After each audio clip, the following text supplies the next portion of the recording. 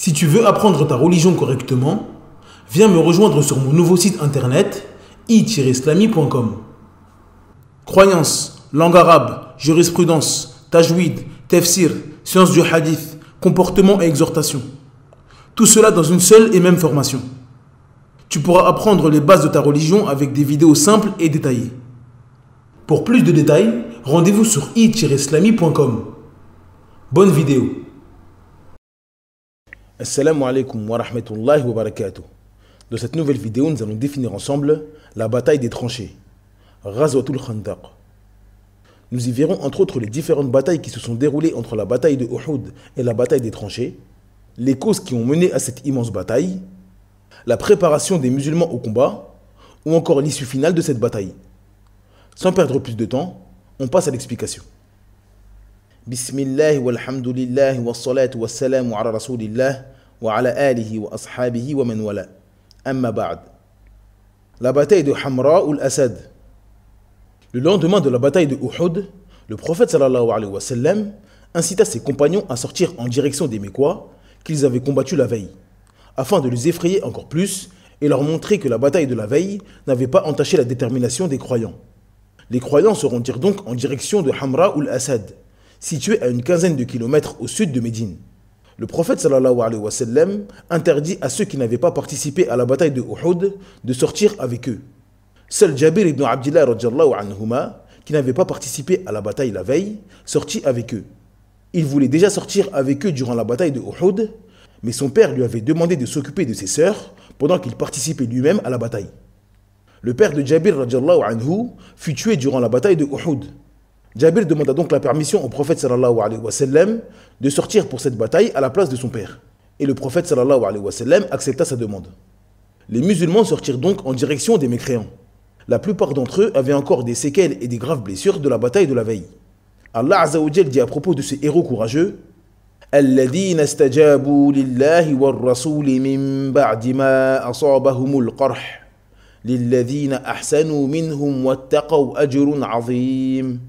Dans la Sourate 3, au verset 172, d'après la traduction approximative, Allah Azza wa Jal dit: ceux qui, quoiqu'atteints de blessures, répondirent à l'appel d'Allah et du messager, il y aura une énorme récompense pour ceux d'entre eux qui ont agi en bien et pratiqué la piété. Les musulmans se sont donc dirigés vers Abu Sufyan et son armée. Malheureusement pour les musulmans, Abu Sufyan fut informé que les musulmans étaient sortis de Médine pour en découdre une nouvelle fois avec eux. Les Quraysh étaient hésitants. Certains d'entre eux voulaient retourner en direction de Médine pour combattre, tandis que d'autres voulaient rentrer à la Mecque. Mais ils décidèrent finalement de continuer leur chemin vers la Mecque et aucun combat n'eut lieu entre les deux armées. La bataille des Banu Nadr. Le prophète sallallahu alayhi wa sallam se rendit chez la célèbre tribu juive des Banu Nadr, afin de leur demander de respecter le pacte qu'ils avaient accepté lors de l'arrivée du prophète sallallahu alayhi wa sallam à Médine. Comme nous l'avons dit dans la vidéo de l'émigration du prophète sallallahu alayhi wa sallam, le lien est dans la barre de description, les musulmans et les tribus juives de Médine s'étaient mis d'accord pour s'aider à protéger la ville de Médine. C'est-à-dire que si un ennemi des tribus juives envisageait de les attaquer, les musulmans prendraient leur défense. Et si des ennemis venaient à attaquer les musulmans, les tribus juives devaient porter main forte aux musulmans.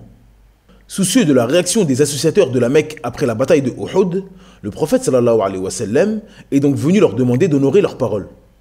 Le prophète sallallahu alayhi wa sallam, qui était accompagné d'Abu Bakr, de Omar, de Ali et un groupe de compagnons, demanda aux Banu Nadr d'honorer leur serment.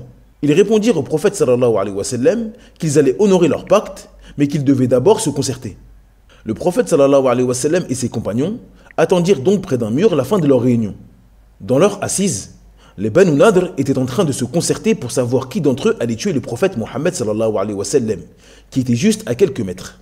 L'occasion était trop belle pour eux. Ils n'auraient peut-être plus d'autre opportunité de tuer le messager d'Allah sallallahu alayhi wa sallam. Ils voulaient donc le tuer en lui jetant un énorme rocher sur la tête alors qu'il était assis près de ses compagnons. Un membre de la tribu des Banu Nadr, nommé Amr ibn Juhash, se proposa pour accomplir cette tâche. Allah Azza wa Jal informa son prophète sur la volonté des Juifs de le tuer. Il se leva aussitôt et partit avec ses compagnons. Après avoir pris connaissance de cette histoire, la tête des hypocrites de Médine, Abdallah ibn Saloul, se rendit auprès des Banu Nadr. Il leur proposa une alliance contre les musulmans. Il leur dit qu'il allait combattre à ses côtés et sortir avec eux contre les musulmans s'ils le souhaitaient. Informé de toute cette manigance, le prophète sallallahu alayhi wa sallam réagit. Afin d'anéantir leur volonté d'attaquer les musulmans, le prophète sallallahu alayhi wa sallam décida d'agir rapidement. Il ordonna qu'on coupe et détruise leurs palmeraies et qu'on les arrête sur le champ. Cependant, une grande partie de la tribu des Banu Nadr réussit à quitter Médine à temps. La majorité d'entre eux s'est réfugiée dans la ville de Khaybar au nord de Médine, et les autres ont fui vers le Chem. La petite bataille de Badr. Au moment de la fin de la bataille de Uhud, alors que les associateurs fuyaient pour retourner à la Mecque, Abu Sufyan lança un défi au prophète sallallahu alayhi wa sallam et lui donna rendez-vous un an après, à l'endroit de leur première confrontation à Badr, afin de s'affronter une nouvelle fois. Le prophète sallallahu alayhi wa sallam accepta immédiatement cette demande de confrontation. Un an après, durant le mois de Sha'ban de la 4e année de l'Hégire, le prophète sallallahu alayhi wa sallam se rendit en direction de Badr comme convenu. L'armée des musulmans y est restée durant 8 jours, puis est retournée à Médine sans avoir rencontré le moindre Mécois. De son côté, Abu Sufyan avait préparé une armée pour cette bataille. Mais en plein milieu du voyage, il décida de rebrousser chemin à cause de la pénurie et la sécheresse qui avaient frappé la région cette année-là. Les provisions pour nourrir l'armée étaient donc en faible quantité. La bataille de Khandaq. La bataille de Khandaq, ou la bataille des coalisés, fut une énorme épreuve de la part d'Allah Azza wa Jal pour les croyants. Cette immense épreuve renforça la foi dans le cœur des alliés d'Allah Azza wa Jal et révéla également au grand jour ceux qui cachaient de l'hypocrisie. Après l'immense difficulté durant la bataille, Allah Azza wa Jal envoya le secours pour ses serviteurs et causa la destruction et l'avilissement de ses ennemis. Il a élevé les croyants par cette bataille et a laissé les mécréants dans leur haine maladive des musulmans. Cette bataille marqua le début de la fin de la domination des mécréants sur les musulmans. Alhamdulillahi Rabbil Alamin. Les causes de la bataille de Khandaq. Comme nous l'avons dit précédemment, une grande partie de la tribu juive des Banu Nadr avait fui en direction de la ville de Khaybar, ville située environ à 180 km au nord de Médine. Les nobles des Banu Nadr, tels que Salman ibn Abi al-Huqayq, Sallam ibn Mishkam ou encore Kinana ibn Rabi', se sont rendus à la Mecque pour tenter de créer une coalition dans le but d'attaquer le messager d'Allah sallallahu alayhi wa sallam. Les associateurs mécois n'ont pas eu besoin de beaucoup de sollicitations de la part des Banu Nadr pour accepter cette coalition. Les Banu Nadr se sont ensuite rendus en direction de la grande tribu arabe des Banu Ghatafan, qui vivaient au nord de la ville de Médine. Les Banu Nadr firent la même proposition qu'ils avaient faite aux Mécois. Et tout comme les Mécois, les Banu Ghatafan acceptèrent cette proposition sans hésiter. La coalition des mécréants était donc composée de 3 grandes entités. Les Banu Nadr, les Quraysh qui étaient sous le commandement d'Abu Sufyan, et les Banu Ghatafan qui étaient sous le commandement de Uyayna ibn Husn. Ces 3 grandes entités avaient également fait appel à leurs alliés présents dans la péninsule arabique. Au final, cette coalition totalisait plus de 10 000 hommes prêts à combattre les musulmans. La préparation des musulmans à la bataille. Après avoir reçu la nouvelle que les mécréants s'étaient préparés pour une nouvelle bataille et qu'ils étaient en direction de Médine, le prophète sallallahu alayhi wa sallam décida de se réunir avec ses compagnons afin de décider de la stratégie à adopter. Les musulmans divergèrent concernant la position à adopter. Certains voyaient qu'il était meilleur d'attendre l'ennemi et de protéger la ville de Médine, tandis que d'autres voulaient sortir de Médine afin de rencontrer l'ennemi. Salman al-Farisi radiyallahu anhu, qui avait vu que le prophète sallallahu alayhi wa sallam favorisait le fait de rester à Médine afin d'atteindre l'ennemi, proposa au messager d'Allah sallallahu alayhi wa sallam de creuser une tranchée aux abords de Médine, dans le but de rendre l'assaut des mécréants difficile et les empêcher d'atteindre la ville de Médine. Cette idée plut énormément au prophète sallallahu alayhi wa sallam. Après avoir vu l'approbation du prophète, les compagnons qui voulaient sortir de Médine se rappelèrent l'épisode de la bataille de Uhud, lorsque le prophète sallallahu alayhi wa sallam voulait rester à Médine et que certains ont voulu à tout prix sortir en direction des mécréants. Ils se sont donc abstenus d'aller à l'encontre de la volonté du prophète sallallahu alayhi wa sallam. C'est ainsi que les musulmans se sont mis d'accord pour rester à Médine et protéger leur ville bien-aimée. La tranchée. Comme nous l'avons dit précédemment, le prophète sallallahu alayhi wa sallam et ses compagnons avaient décidé d'attendre l'ennemi et de défendre la ville de Médine. L'armée des mécréants était composée de 10 000 hommes, un chiffre bien plus élevé que le nombre de combattants musulmans. Donc, l'idée des musulmans pour réduire cette supériorité numérique était de construire une tranchée à l'entrée de Médine afin d'y rendre l'accès difficile et d'empêcher les cavaliers d'entrer avec leurs chevaux et leurs chameaux. Le prophète sallallahu alayhi wa sallam et ses compagnons sortirent à la frontière nord-ouest de la ville. Il s'agissait du seul endroit par lequel une armée de plus de 10 000 hommes pouvait passer pour pénétrer dans la ville de Médine. Cette entrée était située entre 2 montagnes, la montagne de Sila' et la montagne de Waqim. L'objectif était donc de creuser une tranchée entre ces 2 montagnes pour obliger les mécréants à traverser la tranchée. Le travail à effectuer pour les musulmans était considérable et l'ennemi était en route vers Médine. tous les musulmans se mirent immédiatement à creuser la tranchée. Ils avaient loué du matériel à la tribu juive des Banu Qurayza afin de creuser la terre. Ils utilisaient des sacs faits en feuilles de palmier pour déplacer la terre hors de la tranchée. Ils se relayaient jour et nuit pour terminer la tranchée avant l'arrivée des mécréants. Les enfants prêtaient main forte aux adultes et transportaient des sacs de terre sur leur tête en dehors de la tranchée. De plus, la bataille se déroulait en plein hiver. Le froid glacial rendait le travail encore plus difficile. Anas ibn Malik radhiyallahu anhu a dit: le messager d'Allah sallallahu alayhi wa sallam se rendit à la tranchée et y trouva les muhajirs et les ansar qui creusaient le sol par une matinée glaciale car ils n'avaient pas d'esclaves pour faire ce travail à leur place. En voyant la fatigue et la privation qu'ils enduraient, il s'écria: ô Allah, il n'y a pas d'existence durable que dans l'autre monde. Pardonne aux muhajirs et aux ansar. Ceux-ci répondirent: nous sommes ceux qui avons prêté serment de fidélité à Mohammed pour combattre dans la voie d'Allah toujours tant que nous vivrons. Sahl ibn Sa'd radhiyallahu anhu a dit: nous étions avec le messager d'Allah sallallahu alayhi wa sallam dans la tranchée. Les musulmans creusaient le sol et nous transportions les déblais sur notre dos. Ô Allah, s'écria le messager d'Allah, il n'y a d'existence durable que celle de l'autre monde. Pardonne aux muhajirs et aux ansar. Ces efforts surhumains provoquaient chez le prophète sallallahu alayhi wa sallam et ses compagnons une immense faim. Mais malheureusement, leur provision de nourriture était très faible. La construction de la tranchée était donc accompagnée de cris et de douleurs d'estomac dues à l'extrême faim que subissaient les musulmans. Jabir radhiyallahu anhu a dit: lorsque nous creusions la tranchée, nous rencontrâmes un banc de roches extrêmement dur. On alla trouver le prophète sallallahu alayhi wa sallam et on lui parla de ce banc en travers de la tranchée. Je vais y descendre moi-même, répondit-il. Il vint alors, le ventre serré par une pierre pour ne pas souffrir de la faim, car nous étions restés 3 jours sans goûter à quoi que ce soit. Le prophète sallallahu alayhi wa sallam prit une pioche, en frappa la roche qui fut transformée en sable fluide. Par la grâce d'Allah azza wa jal, puis les efforts du prophète sallallahu alayhi wa sallam et de ses compagnons, la tranchée fut terminée avant l'arrivée des mécréants. Un travail considérable fait avec quelques outils et à main nue pour certains. Les savants ont divergé concernant le temps que les musulmans ont pris pour faire cette tranchée. Certains ont dit 6 jours, d'autres 1 mois. Mais ce qui semble être le plus proche, et Allah azza wa jal est le plus savant, est que cela a pris aux musulmans une quinzaine de jours. La longueur de la tranchée était de 5 km 500 environ. Sa largeur pour empêcher les cavaliers de passer était de plus de 4,60 m, tandis que sa profondeur était de 3,20 m. La mise en place des troupes. Lorsque la tranchée fut terminée, le prophète sallallahu alayhi wa sallam devait ensuite constituer son armée. Les compagnons exténués par la construction de la tranchée devaient maintenant défendre la seule et unique ville musulmane à cette époque. C'est donc avec 3000 hommes que le prophète sallallahu alayhi wa sallam allait une nouvelle fois défendre la religion d'Allah azza wa jal contre les ennemis du Seigneur de l'univers. Les musulmans étaient situés entre la tranchée et la montagne de Sila, afin d'attaquer tout ennemi s'approchant de la tranchée. Le prophète sallallahu alayhi wa sallam ordonna également que les femmes, les enfants et les indigents s'abritent derrière les remparts de Médine en cas d'invasion ennemie. Le prophète envoya également un émissaire à Ka'b ibn Asad, le chef de la tribu juive des Banu Qurayza, pour lui demander d'abriter les musulmans de Médine et d'honorer le pacte qu'ils avaient fait lors de l'arrivée du prophète sallallahu alayhi wa sallam à Médine.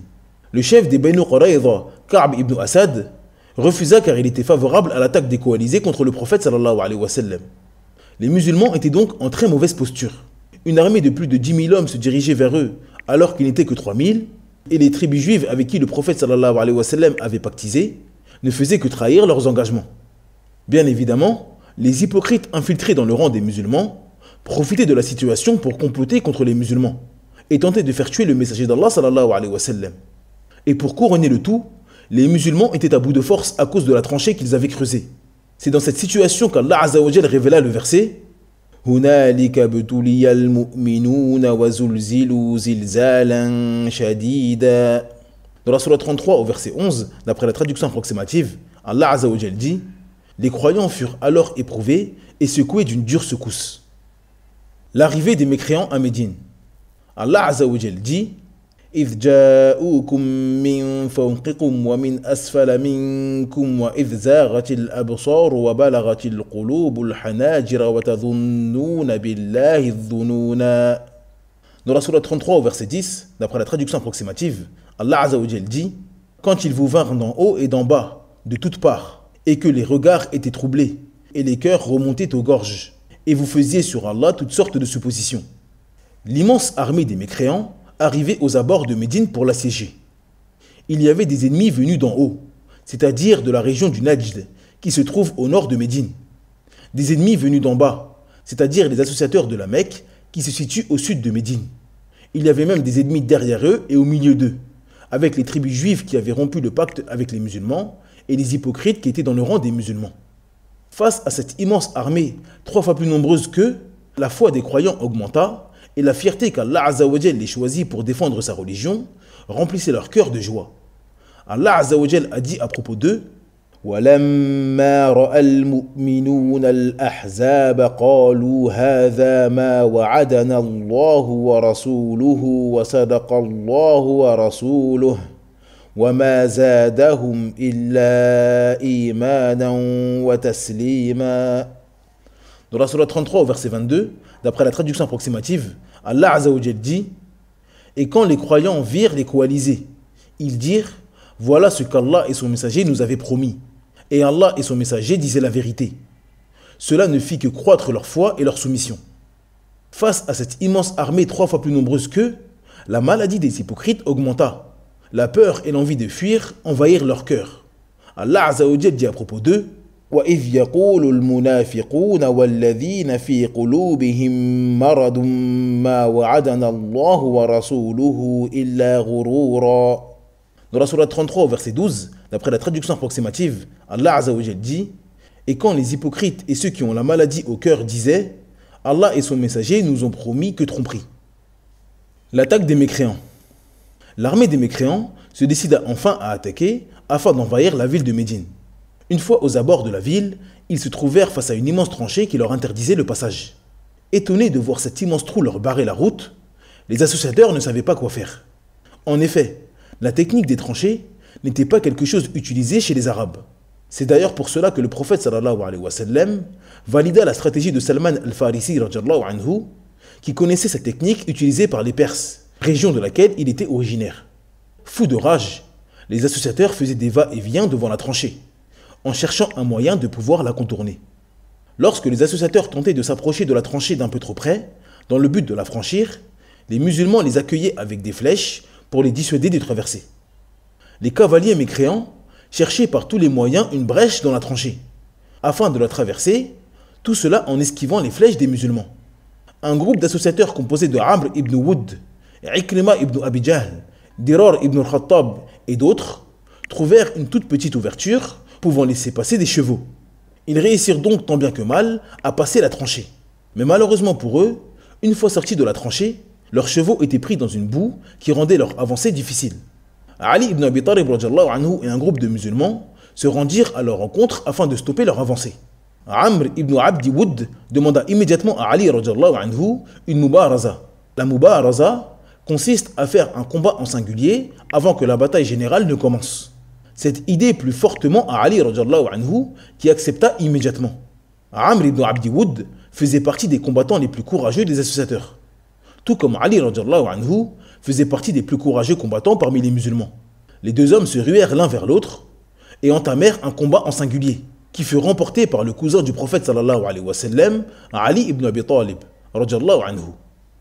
En voyant la maîtrise du combat de Ali radiyallahu anhu et sa force, les autres combattants qui accompagnaient Amr ibn Abdi Wood prirent la fuite et retournèrent de l'autre côté de la tranchée. Les mécréants retournèrent donc à la case départ et n'arrivaient toujours pas à résoudre le problème de la tranchée. La tentative d'invasion des mécréants. Durant plusieurs jours, les mécréants essayaient tant bien que mal de traverser la tranchée afin d'attaquer la ville de Médine. Mais les musulmans défendaient leur ville bien-aimée corps et âme. Ils protégeaient la tranchée jour et nuit, et les archers visaient avec leurs flèches toute personne cherchant à s'approcher d'elle.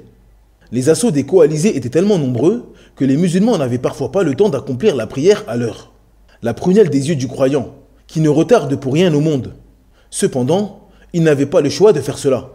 Ils devaient défendre leur vie et la seule terre d'islam à cette époque. Ali ibn Abi Talib radiyallahu anhu a dit: durant la bataille des coalisés, le messager d'Allah sallallahu alayhi wa sallam a dit: ils nous ont bloqués et empêchés d'accomplir la prière du Asr, jusqu'à ce que le soleil se couche. Qu'Allah remplisse leurs tombes et leurs maisons de feu. Nu'aym ibn Mas'ud. La bataille des tranchées ne fut pas une bataille d'affrontement direct comme celle de Badr ou de Uhud. Il s'agissait d'une bataille à distance avec les archers des deux camps. Une bataille d'endurance pour les musulmans qui devaient empêcher une armée 3 fois plus nombreuse qu'elle de venir les envahir. Il s'agissait également d'une bataille de stratégie et de ruse. Les musulmans étaient pris en tenaille. Ils avaient face à eux les Mécois et les Banu Ghatafan, qui tentaient de pénétrer dans la ville de Médine. Et ils avaient derrière eux la tribu juive des Banu Quraïza, qui vivaient dans la ville de Médine, et qui avaient rompu le pacte avec les musulmans. Il était donc tout à fait possible qu'ils s'en prennent aux faibles musulmans de Médine, qui étaient dans la ville sans protection. Alors que la situation semblait désespérée pour les musulmans, Nu'aym ibn Mas'ud ibn Amir radiyallahu anhu vint au prophète et lui dit « Ô messager d'Allah, je me suis converti à l'islam, et mon peuple n'est pas au courant de ma conversion. Ordonne-moi ce que tu souhaites. » Le prophète sallallahu alayhi wa sallam décida donc de profiter de cette situation pour utiliser un stratagème contre ses ennemis. Nu'aym se rendit tout d'abord dans la tribu juive de Médine des Banu Quraïza, tout en cachant son islam. Il leur dit « Ô Banu Quraïza, vous connaissez l'affection que j'ai pour vous, et il y a entre nous un respect et une confiance. » Les Banu Quraïza lui répondirent « Tu as certes dit vrai. » Nu'aym leur dit ensuite « Les Quraysh et les Banu Ghatafan ne sont pas comme vous. Cet endroit est votre ville. Vous ne pourrez pas la quitter pour un autre endroit. Les Quraysh et les Banu Ghatafan ne sont pas dans votre situation. S'ils voient la situation s'envenimer, ils quitteront immédiatement Médine pour rentrer chez eux. Et une fois qu'ils partiront, vous ne pourrez plus rien contre Mohammed. N'attaquez donc pas Mohammed avec eux, tant qu'ils ne vous donnent pas un homme de valeur dans leur rang comme garantie de leur part. » Les Banu Quraïza lui répondirent « Tu es certes venu à nous avec une excellente idée. » Nu'aym radiyallahu anhu se rendit ensuite auprès des Quraysh et Abu Sufyan. Il leur dit « Ô Quraysh, vous connaissez l'amitié que j'ai pour vous. Il m'est parvenu une information que je me dois de vous partager, à condition que vous ne disiez à personne qui vous l'a donnée. » Les Quraysh acceptèrent sans broncher. Nu'aym leur dit alors « La tribu juive de Médine des Banu Quraïza regrette d'avoir rompu le pacte avec Mohammed. Ils ont prévu de vous demander un homme de grande valeur de votre camp comme garantie et de le livrer à Mohammed pour se racheter et combattre à ses côtés contre vous. » Les Quraysh remercièrent chaleureusement Nu'aym pour les informations qu'il leur avait apportées. Nu'aym se rendit ensuite auprès des Banu Ghatafan et leur dit ce qu'il avait dit aux Quraysh. Les Quraysh envoyèrent un messager aux Banu Quraïza pour leur demander de combattre à leur côté. Les Banu Quraïza répondirent « Nous sommes le jour de Sept, Shabbat, et nous ne combattons pas ce jour-là. De plus, nous combattrons à vos côtés uniquement si vous nous donnez un homme de vos rangs comme garantie. » Après cette réponse, les Quraysh renvoyèrent un messager en disant « Par Allah, nous n'allons envoyer aucun homme de nos rangs comme garantie. Combattez à nos côtés. » Après avoir entendu ce message agressif de la part des Quraysh et des Banu Ghatafan, les Banu Quraïza dirent « Par Allah, Nu'aym avait certes dit vrai. » Les Banu Quraïza refusèrent donc de prendre part à cette bataille, de peur d'être abandonnés par les Quraysh et les Banu Ghatafan en cas de défaite. Après avoir reçu le refus des Banu Quraïza, les coalisés dirent « Par Allah, Nu'aym avait certes dit vrai. » Les musulmans avaient donc réussi un coup de maître en parvenant à couper les liens entre l'ennemi de l'intérieur et celui de l'extérieur. Le vent d'As-Saba. La stratégie des musulmans a permis de couper les liens entre les ennemis qui étaient à l'extérieur de la ville et ceux qui étaient à l'intérieur de la ville. La tribu juive des Banu Quraïza ne voulait plus participer à la bataille. Les musulmans n'avaient donc plus à craindre une attaque dans leur dos de la part des Banu Quraïza. Il ne leur restait plus que l'immense ennemi face à eux. La situation était critique pour les musulmans. Le manque de sommeil, de nourriture et le froid intense rendaient la défense de la tranchée très difficile. Et une attaque frontale n'était pas envisageable au vu de l'immense supériorité numérique des coalisés. Plus les jours passaient, et plus la défaite semblait inévitable pour les musulmans. Le prophète sallallahu alayhi wa sallam se mit à invoquer Allah Azza wa Jal encore plus qu'à l'accoutumée. Il demanda à Allah Azza wa Jal d'accorder la victoire aux croyants contre les associateurs. Abdullah ibn Abi Auf radiyallahu anhu a dit « Le messager d'Allah sallallahu alayhi wa sallam lors de la bataille des coalisés prononça l'invocation suivante contre les associateurs. Ô Allah, ô révélateur du Coran, ô prompt à donner justice, mets en déroute les coalisés. Ô Allah, envoie-leur la déroute et le tremblement. » Allah Azza wa Jal exauça les invocations de son prophète et envoya sur les coalisés un vent glacial. Ce vent puissant souleva le sable et les pierres qui lapidaient les mécréants. N'arrivant pas à percer les défenses des musulmans et voyant ce vent puissant ne pas s'arrêter, les mécréants décidèrent de quitter leur position et d'abandonner le projet d'invasion de la ville de Médine.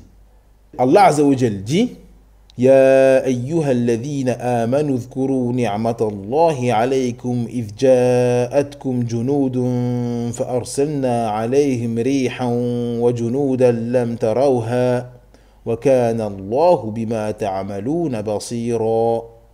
Dans la sourate 33 au verset 9, d'après la traduction approximative, Allah Azza wa Jal dit: Ô vous qui croyez, rappelez-vous le bienfait d'Allah sur vous, quand des troupes vous sont venues et que nous avons envoyé contre elles un vent et des troupes que vous n'avez pas vues. Allah demeure clairvoyant sur ce que vous faites. D'après Ibn Abbas, anhuma, le prophète sallallahu alayhi wa sallam a dit: J'ai été secouru par la cause d'As-Saba, et le peuple des Ad a été détruit par la cause d'Ad-Dubur. Al-Fayyumi rahimahullah a dit: Les vents sont de 4. Al-Shimal, il vient de la direction du Shem, et il est chaud en été.